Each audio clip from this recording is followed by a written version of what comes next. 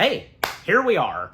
The second Nostalgia Critic video that I'm reacting to for, the second reaction video today. And yes, actually, and I literally got done recording the first reaction video to something else Nostalgia Critic just a few seconds ago. So, yeah.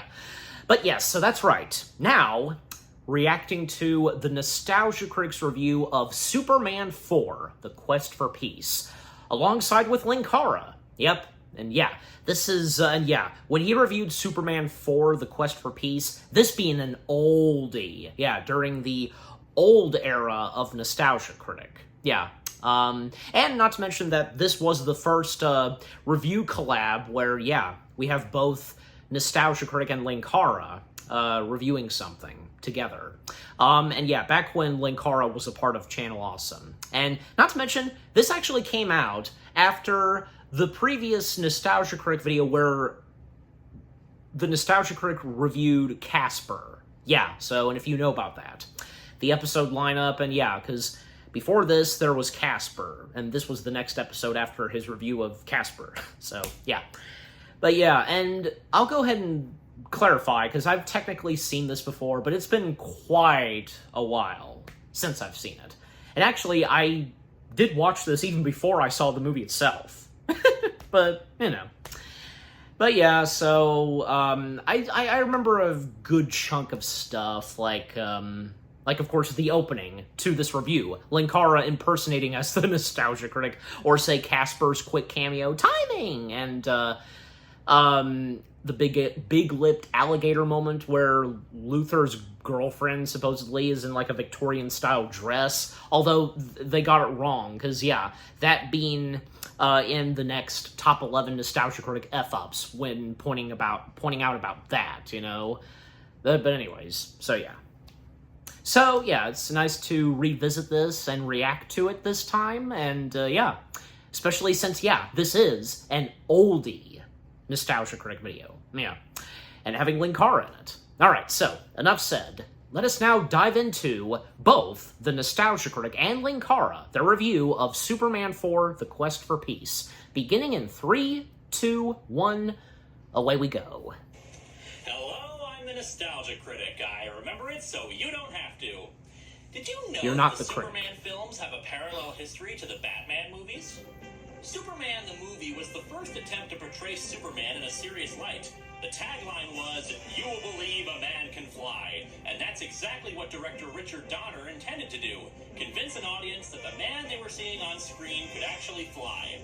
But the price of this idea came too high for its producers, so Donner was booted off the franchise during Superman 2's production and replaced with Richard Lester. In Superman 3, more emphasis was put on comedy, and Richard Pryor was even brought in. And boy, did it suck balls, but not nearly as much as the cinematic abomination I have to view today. Welcome to Superman 4, The Quest for Peace, where we learn that wars aren't caused by differing ideologies, power-hungry dictators, or economic necessity. No, it's all because of nuclear weapons. Just nuclear weapons and the evil people who profit from them. And boy, am I not looking forward to this one bit. Hi, Nostalgia Critic. That face I made, that's gonna be the thumbnail. Bet you're wondering what I'm doing here. Well, see, the thing is that I review comic books and you review movies. You won't like Critic when he's angry. If I was gonna review a comic book movie, I'll just quit right here. No, you don't. You started this dumbass review. We're gonna finish it. But first, get out of those clothes. What the? How did you? Ow! I'm going. Good. So, let's go ahead and review... The Nostalgia Critic doesn't really use a gun these days anymore. Fuck donkeys! Alright, we open on the familiar credits of the Superman franchise. Except on a budget of $2. Yeah. And sucky. Yeah. The film was produced by renowned schlock factory Golan Globus, known for outright stealing money from investors to spread around to various movie projects instead of the one they were supposed to go to. Movie Bowl would be so proud. The film begins proper with Russians. In space! How'd you do that with your voice? Clean throat. I put on And they're singing. Well, this is fine enough. Nothing could possibly go wrong out here. See? This is what happens when you litter in space. Because if you don't give a hoot, who will? But fortunately, Superman is around to save them. By the way, folks, get used to this shot of Superman flying in the camera. Almost every flying scene has it. Yeah. Oh, and look, despite the fact that they're in the vacuum of space, Superman's cape is flapping around like it's in a wind tunnel. So? Wait a minute, did he just talk? As in, talking in space? Oh, yeah. How deep are we in this movie? 4 minutes. Well, after the In credits. Soviet Russia, physics breaks you. We move on to a scene where it looks like Clark Kent is selling the family farm, because apparently his mom croaked in between movies or something. I guess it's a good thing she resurrected herself in Superman Returns. Timing! There it is. He goes into the barn and finds the old space. Well, Superman Returns is supposedly ignoring the events of 3 and 4. First movie, didn't he? You know, if you're gonna pick apart all the plot holes, we're gonna be here all day. Point taken. No, actually, this little crystal is meant to be our Deus Ex Machina for later. Oh, good! I can't wait to be pleasantly disappointed. Since apparently the writers felt that the impending nuclear war wasn't a strong enough story, we have a series of subplots littered throughout the movie. Most of them go absolutely nowhere, a result of the fact that when the film was first released, more than 40 minutes were cut from it. Although, based on some of the information on the film that's been collected, they didn't go anywhere in the first cut either. So I guess their loss is our gain. The first subplot is that the Daily Planet has been taken over by an evil Rupert Murdoch stand-in, which isn't really that far off from the real Rupert Murdoch. Tedious. Don't tell me you only read the pictures. What I have here are some mock copies of our new layout. Isn't that headline irresponsible? Maybe, but it'll sell a hell of a lot of newspapers. Now make an unethical entertainment channel and a conservative news channel to point out what's wrong with it. He appoints his daughter, Lacey, as the new publisher. The Daily Planet hasn't made any money in 3 years. And the name of the game is making money. A mainstream news source more interested in making money above reasonable reporting? That's just unbelievable and unrealistic. So it turns out Lacey immediately starts falling in love for Clark. For some reason. Gotta be the glasses. Oh yeah. But then, the President of the United States makes a chilling announcement. And because the summit has failed, we have no choice but to strive to be second to none in the nuclear arms race. But wait! Another subplot manages to sneak its way in. A teacher tries to console her elementary school students about this horrible brewing crisis. Now, I know you're all upset by the crisis. No, we're upset because they canceled Power Rangers. I just hit puberty and now there's no Kimberly. The best thing we can do is to try to think positively. Now, is there anything we can do? Doesn't anyone have a suggestion? All right. I'll make a suggestion. I mean, isn't this just how you spent your classes back in the day? I mean, it's not like you did math or science or anything. Jeremy, what do you think we can do about the crisis? I tell you who I'd write a letter to that would do some good. Motherfucker. Superman. Yes, this is what passes for a plot point in this movie. The kid writes a letter for Superman to be delivered via Lois Lane. She shows it to Clark Kent, and thus, somehow, this sends Superman into an existential dilemma about what he should do. He even goes to the Fortress of Solitude to consult the new Elders of Krypton. Fortress of Solitude. The Earth is too primitive. You can flee to new worlds. I know I'm forbidden to interfere. Not that stopped me in the last 3 movies. If you teach the Earth to put its faith Well, most in prominently in the anyone first man, one. even your He soul, literally reverses time. teaching them to be betrayed. Betrayed. Betrayed. Betrayed.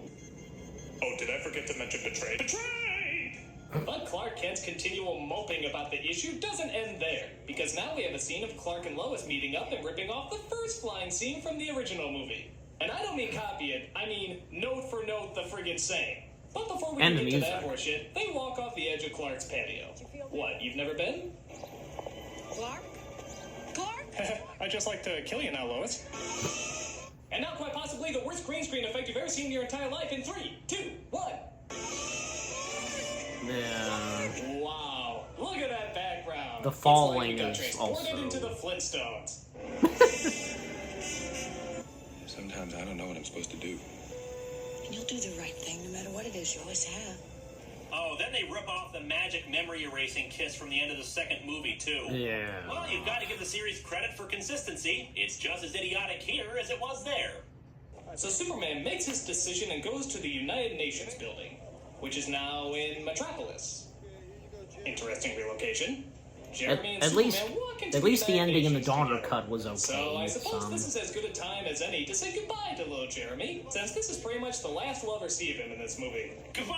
Goodbye! Goodbye, Jeremy! So Goodbye! I'm sorry you'll never act in another movie again! Enjoy your mental scars! We would have had another scene with them, but of course it was cut from the film. God, it's this scene. What? What's the matter? Just watch. For many years now, I've lived among you as a visitor. As of today, I'm not a visitor anymore, and I can't stand Well, I mean, idly doesn't by bother and me. watch us stumble into the madness of possible nuclear destruction. And so I've come to a decision. Effective immediately, I'm going to rid our planet of all nuclear weapons.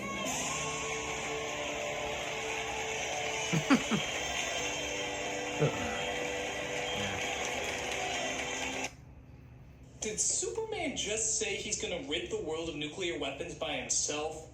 Whether the governments are unwilling to or not? Mm-hmm. And everyone's okay with this? They are, Critic. Which means that it's time to play international politics!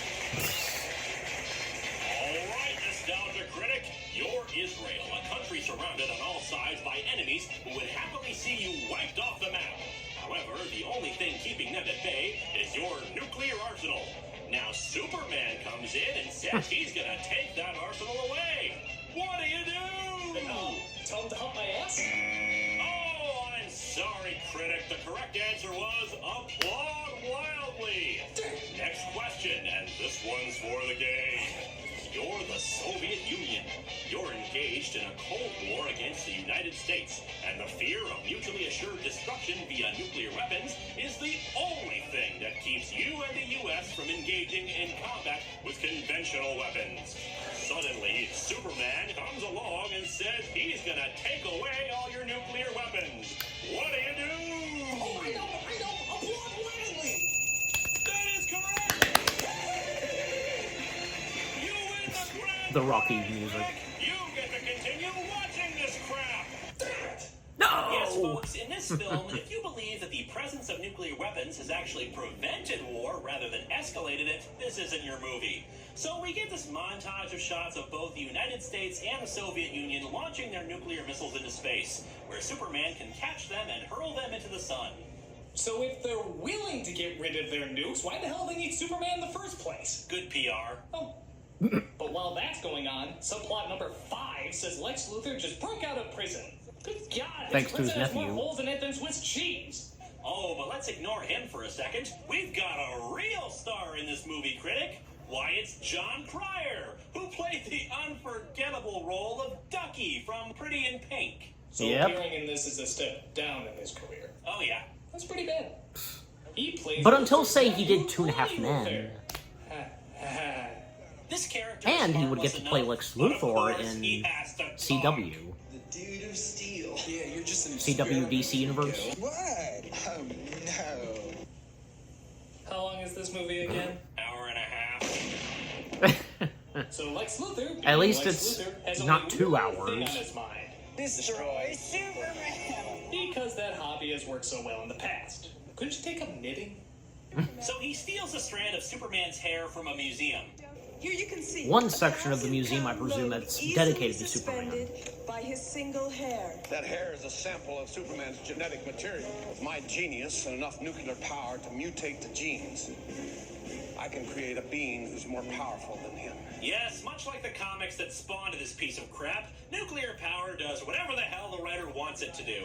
It should also be pointed out that although this single strand of Superman's hair is strong enough to lift 1,000 pounds, it apparently can be cut with a simple hedge clipper. So Lex assembles a terrifying group of minor characters who will serve no purpose in the movie to discuss his evil plans. And to think one of them's Jim Broadbent. I've discovered a way to destroy Superman. Behold my unscrupulous friends. And that's Porkins. Shut those blinds. The sun is hurting my eyes. Yeah, this partly cloudy weather is harmful to my transparent evilness. You know what the sun is? It's nothing more than a huge nuclear bomb. Yeah, it's a tad more complicated than that. There's a lot of certain... Nuclear bomb! Okay? So his plan is to send the genetic material, which looks like a quart of silly putty, into the sun on board one of the nuclear missiles, and that'll somehow create a being that can fight Superman. Lex also throws in a few fabric samples into the case, holding the genetic material to become clothes. Yes, they say that the computer on board will somehow weave an outfit for him out of those little squares or something. Well, it looks like you've broken the laws of nature, too. So Superman tosses the missile into the sun, and the evil nuclear man is born. No, really, he's born, fetus and everything. Surprised the sun didn't just push it out of his vagina. And born And with of course, he's sporting wardrobe. silver-painted Lee press-on nails. Because when you think Superman's greatest enemy, you think Lee press-on nails. Oh my God, sister, did you get into a fight with Superman with those things? So yeah, our evil nuclear man is basically just Fabio with a mullet and laryngitis. Destroy Superman now. But enough of the super With Gene villain, Hackman's it's time voice. for some comedy. Lacey and Clark are working out together. Wasn't there an impending nuclear war just on the horizon? Come to think of it, why was the war about to happen? Because the summit failed. Summits fail all the time. That doesn't guarantee war. We don't take kindly to logic in these here parts, boy. Now get back to watching Clark Kent act like an idiot. Take it easy, Doug. But wait, we also have to have some goofy antics as she makes a date with Clark at the same time that Lois is having an interview with Superman. I get a feeling hijinks will ensue. I'll be right back. Yeah, but it's understandable.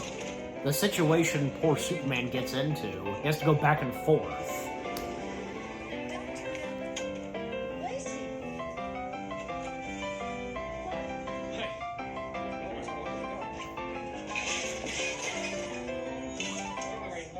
We cut to Lex Luthor where he's... what the hell? Yeah. He's dancing with a woman in Victorian dress. And then she just leaves without anyone mentioning her again.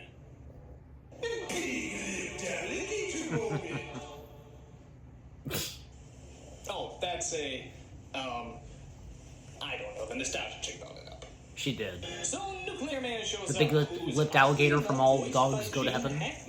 You have my voice. No, you have my voice. Which means... nothing? Yeah. Yeah. Huh? So Nuclear Man walks into the Well, Nuclear apartment Man has some of the and gets genius his of battery Luthor, died. technically. Still going. Nothing outlasts the Energizer battery. No, it turns out Nuclear Man is powered by the sun. He's a solar-powered nuclear menace. Well, at least he's a green villain. And in case anyone's wondering, yes, there's about 100 scenes where he's clearly not in direct sunlight, and yet he's fine. Don't you just hate inconsistencies? Yeah. Yeah. Well, I don't know. Well, Just we're not done ripping off the rest of the movies because Lex Luthor contacts Superman, somehow knowing where he is, and threatens him into a confrontation. even managing After some to battling get between the himself two, on a Superman TV is screen. introduced to Nuclear Man. To a nice guy who's about to finish last. Did Nuclear Man just belch? I mean, what was that? What are you laughing at? See, I just had this wonderful image in my head of Gene Hackman in a recording studio having to do like 30 takes of that. Yeah, that's pretty funny. Yeah, imagine After that. more drawn-out dialogue, we finally have the two Well, I mean, starting to fight. Nuclear Man was and boy, roaring, is it a so... letdown. They don't even really punch each other. They just struggle for a while in front of some really awkward blue screen effects. Now, say like in Superman, or the Man of So they Steel. fly all Yeah, over you've the seen the world to fights fight. between They Zod and fly Superman and over Man of Italy, where Steel. Nuclear Man unleashes a volcano upon the citizens, but Superman plugs it up. And when, like, Nuclear Man destroys part of the Great Wall of China. They then travel to China, where Nuclear Man blows up the Great Wall. Yep. Unfortunately, Superman is there to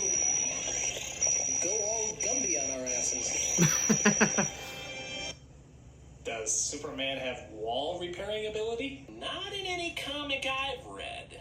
Ah, To okay. finish off, Nuclear Man takes the statue. Yeah, because of Linkar's the Liberty and comic drop book it into the expert. city. But luckily, Superman catches the statue, somehow carrying it by its finger without it breaking off. Physics? What's Well, that? However, when well, he he's tries Superman, to return the statue, so- it leaves him open to an attack by Nuclear Man, who just kind of scratches him once. Well, he Oh, affects. I got nail He polish does on my affect neck. Superman. Powers fading. This somehow makes Superman sick and age rapidly. However, Yep. he thankfully has that glowing Deus Ex Machina from earlier. We have no idea what the hell it really is or why it's never mentioned until now, but it heals Superman. Yep. At least I think it does. We never It see does. it heal him, so we can have another drawn-out fight with Nuclear Man. Yay! Because we haven't seen enough of that yet. So Nuclear Man suddenly falls in love with Lacey. Yeah. Don't ask, you shouldn't care. And flies off into the Yeah, and city how to I kill- brought it up in my review. Yeah, because it was so cool the first time you did it. Well, Mark Pillow's performance as Nuclear Man, not bad. With his facial expressions. Look out! He's going nuclear! Oh, what? Like the humor in this is really that much better. Yeah. Don't do it! The people! Don't make me yell at you some more! Please! So Nuclear Man blows up some product placement, makes the film reverse, and Superman just stands there until he caves in and tells him where Lacey is.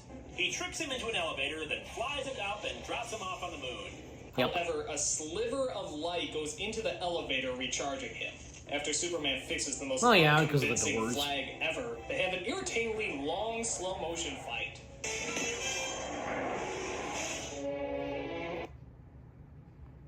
Ah, yeah. Muted because of copyrights.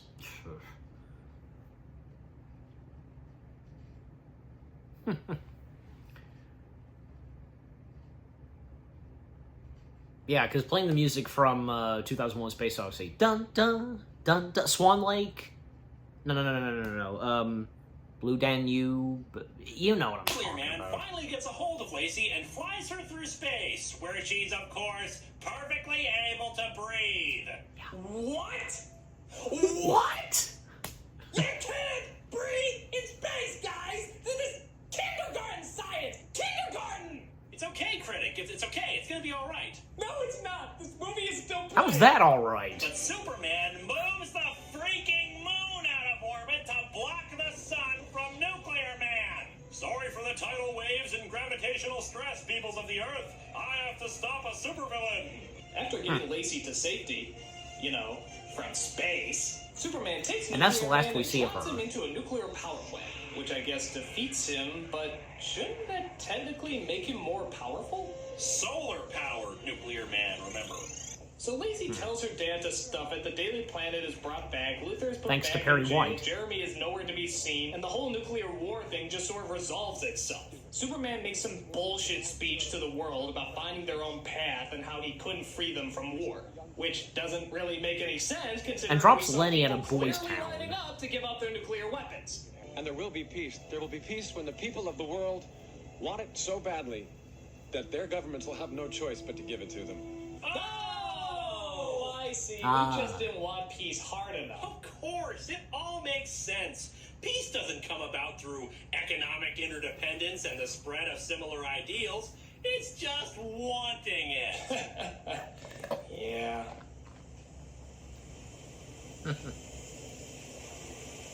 What a fucking load! This movie sucks. Its morals are bullshit, its plot is half thrown together, and physics take a backseat to mediocre special effects that you more likely see in one of Linkara's videos.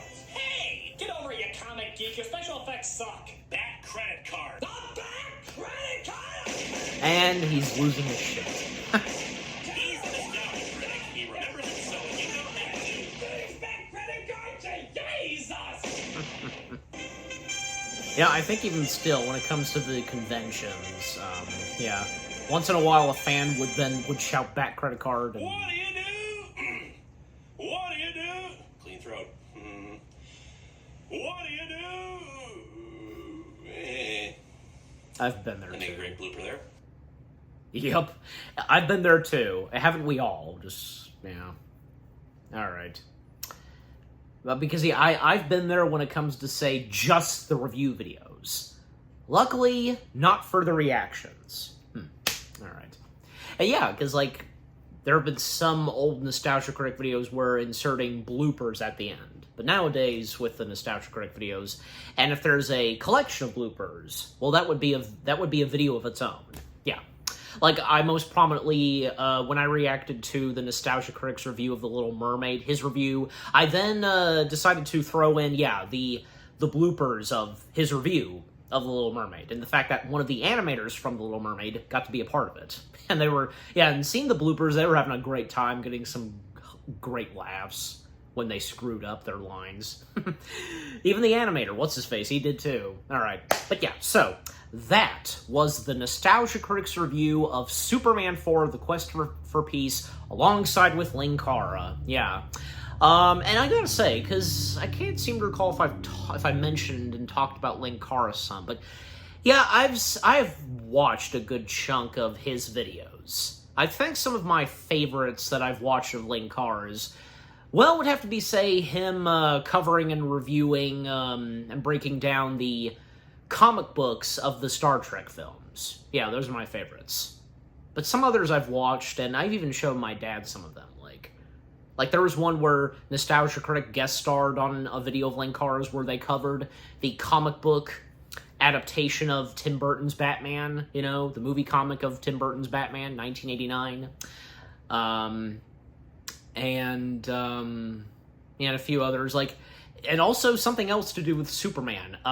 There was one where Superman crossed paths with the Nesquik rabbit. Does anybody know about that one? And I've also seen one where Linkara, and I know I probably showed this to my dad, yeah, where Linkara covered and talked about a comic book that had to do with the band Kiss. Not to mention that at that time, the band Kiss actually giving samples of their blood to the comic, if you know about that. Interesting.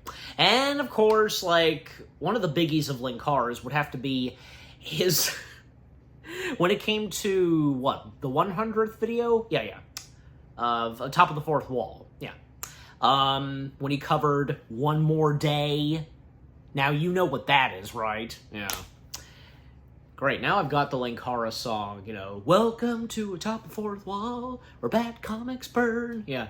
Also, like, one or two that I've watched where, you know, at live panels, like, and would show a screening of, like, Linkara episodes. Like, most prominently, showing the screening of One More Day, 2 parts in one.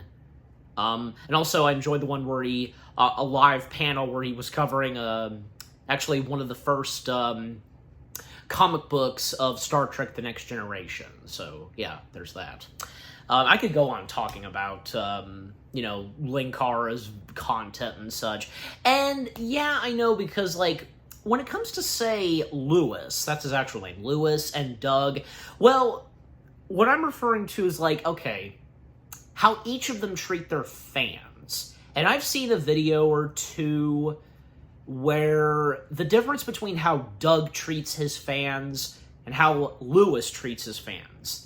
How Lewis treats his fans, even like, say, when, you know, it comes to them live streaming. Well, apparently because Lewis not being that friendly to his fans. But Doug, on the other hand, oh yeah, he definitely is. Yeah. That's because if I probably brought this up before in some past reactions where I've reacted to Nostalgia Critic, where I definitely enjoy some of his live streams that can be found on YouTube. Most prominently, I enjoy the live streams he did of Lego Star Wars. And yeah, because with him and Heather being the moderator, and when responding to some of the comments and such, or even say when Doug, he did an interview, and even he can, you know, he can make fun of himself. He's perfectly okay when someone, you know, does an impression of him or something like that, you know what I mean? So, do Nostalgia Critic, do Doug Walker yelling, and so on, just, yeah. So, yeah, Doug has a good appreciation for that and sense of humor. Lewis, on the other hand, probably not, but yeah. But despite with what Lewis can be like, I guess, that doesn't stop from me enjoying some of his content as his character, Linkara, and some comic books that he has reviewed and covered that, would intrigue me in watching. And something else about Lewis. Oh, yes, because, that one part, and because to talk more about what they've had to say about the quest for peace, well, because what, Lewis, Linkara, he brought this up. He screwed up. Where, the whole thing of Luther's girlfriend, I believe, because that's who she is, and when I reviewed the film and I saw that, I saw her IMDb page, and, the actress and whom she plays. Because her in that, Victorian dress, I mean, it's not actually a Victorian dress, but it looks like it, right? So, yeah, I'm pretty sure, because, I did call it a Victorian dress in my review of The Quest for Peace. Well, I'm not the first, because, they did that, so, and when it came to the next Nostalgia Critic F-Ups, that was brought up. That wasn't a Victorian dress in Superman 4, says Douchey McNickpick. And because, and speaking of which, because, who remembers Douchey McNitpick? Yeah, he was pretty funny, but, at the same time, I understand why Doug retired that character, because really couldn't handle doing that kind of voice. Now, Chester, on the other hand, the way he does Chester's voice is okay with him, I presume, but when he did Douchey, just too much for him. Right there. Alright, anyways, but my point being is that, well, not only has Nostalgia Critic had some screw-ups and had done 3 top 11 videos, of going through the F-ups he made, well, same happened for Linkara, and I've enjoyed those too. I think, 3 of them as well. And, the ones I can think of most prominently are, say, well, why doesn't Linkara swear in the videos, top of the fourth wall, but he does. Yeah.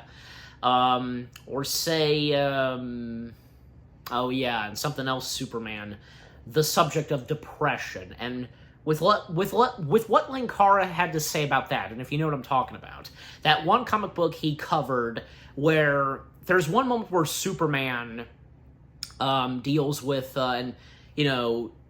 talks with this woman that is being very suicidal because the loss of her mother, she's on top of a tall building, she's considering on jumping, and how Superman handles this, just, man, But with how Linkara talked about it, but then with what he had to say, when it came to that, because the fact that, and I presume with Lewis himself not suffering from depression, and, well, because, him stating that he has no full understanding about depression, because I do, and I'm sure, a good majority of you also does as well.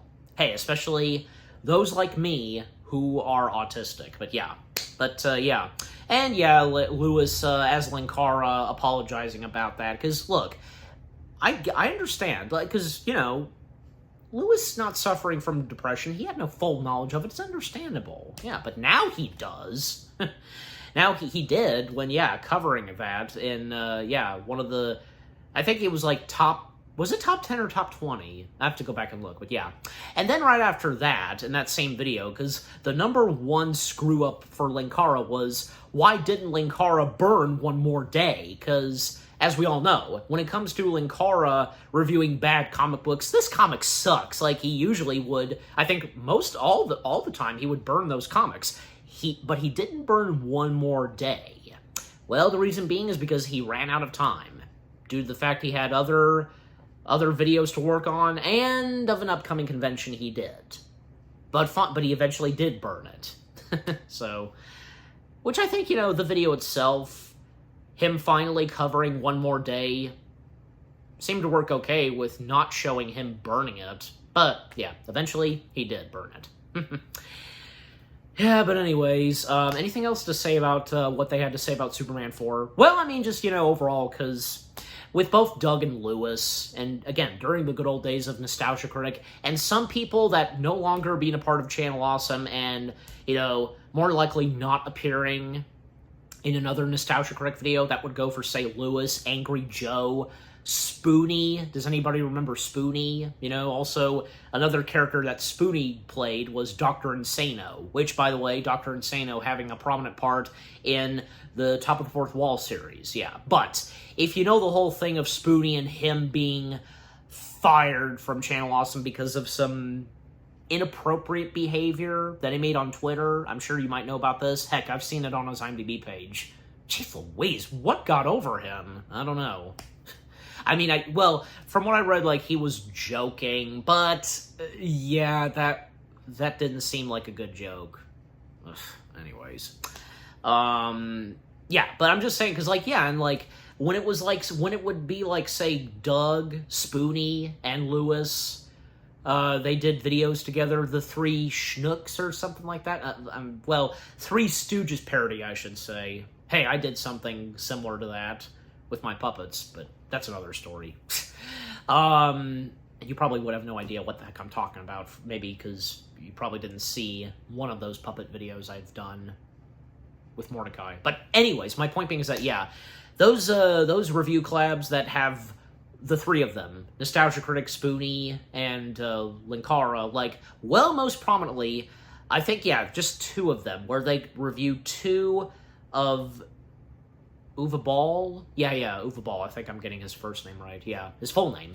But my point being is that, yeah, reviewing two movies that he directed, like, well, most prominently, Alone in the Dark with Christian Slater? Yeah. And in that one, because where poor Doug, because, well, and how it had to be done in the Nostalgia Critic video itself, where, unfortunately, when it came to filming that episode, Doug was sick and he lost his voice, and that's why, because we had Spoonie and Linkara stepping in, and in the video, Nostalgia Critic, he is using, like, Speakonia? Yeah, the Stephen Hawking kind of voice. Yeah, and I've seen the behind-the-scenes and bloopers. Yeah, it's pretty good. Yeah, because, from that and the one where Nostalgia Critic reviewed The Good Son, because, yeah, in that one, he too lost his voice. And by the way, because, speaking of The Good Son, well, besides my reaction to that, I was going to bring this up because when that episode was released, The Good Son, it actually came out because Doug originally had that episode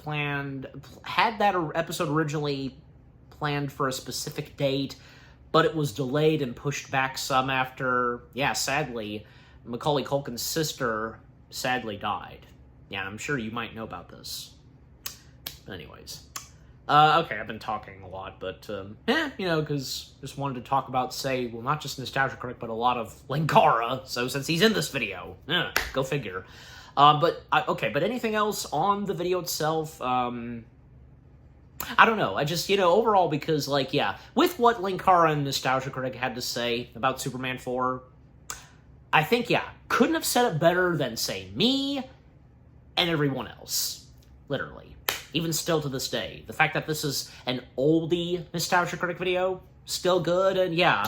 I think even, like, if Nostalgia Critic were to revisit Superman 4, nothing would change. Yeah. So, now imagine if, like, say, he had reviewed Superman 3 back then, during the old days of Nostalgia Critic. Well, yeah, probably the exact same thing, but probably we would get a lot of Doug just shouting and so on. You know what I mean? I mean, yeah, even when, like, say, it came to his top 11 dumbest Superman moments, and what he had to say about, like, what's in the third and fourth films of Superman. Yeah, which that was a pretty good top 11 list. I especially enjoy watching the Renegades their reaction to that top 11 list and other top 11 videos that the Nostalgia Critic has done. Like, also another one of the dumbest moments, dumbest moments from the Sam Raimi Spider-Man trilogy. Yep, that's another good one. And not to mention, okay, one more thing, and yeah, because then I'll wrap things up, because in his top 11 dumbest moments in the Superman films, In fact, this was brought up in the first installment of the Top 11 Nostalgia Critic F-Ups, where in his Top 11 video of the dumbest moments from the Superman films, he apparently had a bit of eyeliner. Well, that's because he had filmed that Nostalgia Critic video right after filming another video of his, which was a different skit, which, yeah, being Melvin, brother of the Joker. Does anybody remember that and know what I'm talking about? Yeah. You know, other skits that Doug has done, okay, one more thing, okay, just one more thing, bear with me. Because since I brought that up, I especially have enjoyed the second video, what's it called again?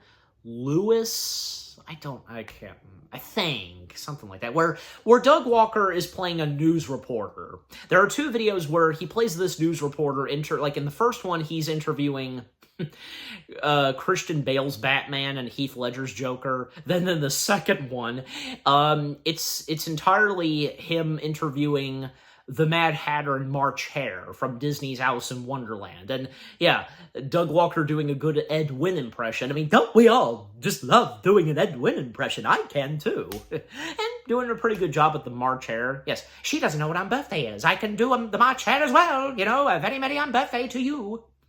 But my point being is that, yeah, that second video where he plays that news reporter, and one of his old friends, oh gosh, what's his name? I see, it's right on the tip of my tongue, but, well, because, like, he most prominently died in one of the Channel Awesome anniversary specials, Suburban Nights. Yeah. I'm sure you know who I'm talking about, but yeah.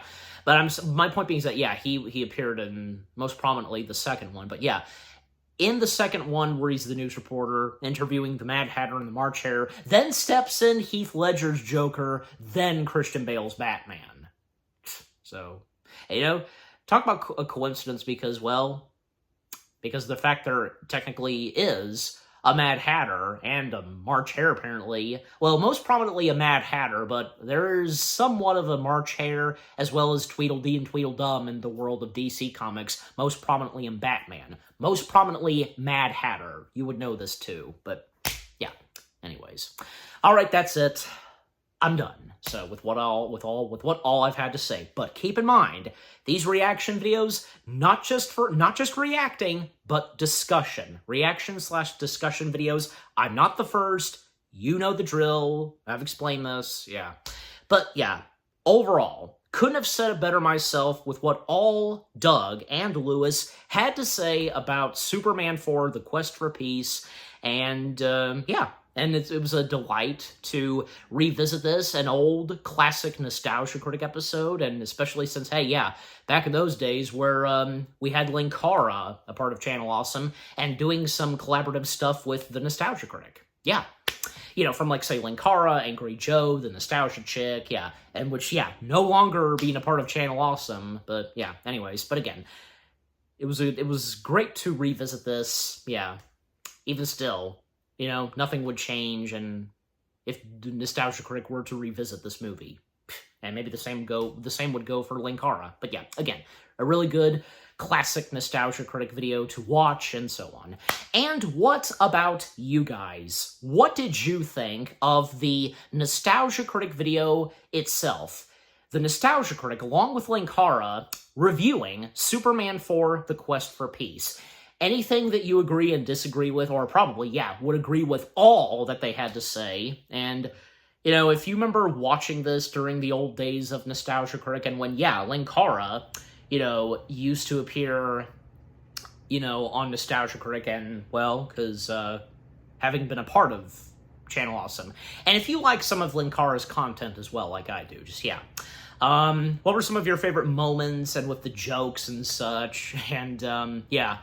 And just, you know, for me, having react to a classic episode of the Nostalgia Critic, yeah. Yeah, but overall, what do you think of the Nostalgia Critic video itself, and with what I've had to say, my reaction, and yeah, what did you think of my reaction to the classic Nostalgia Critic episode?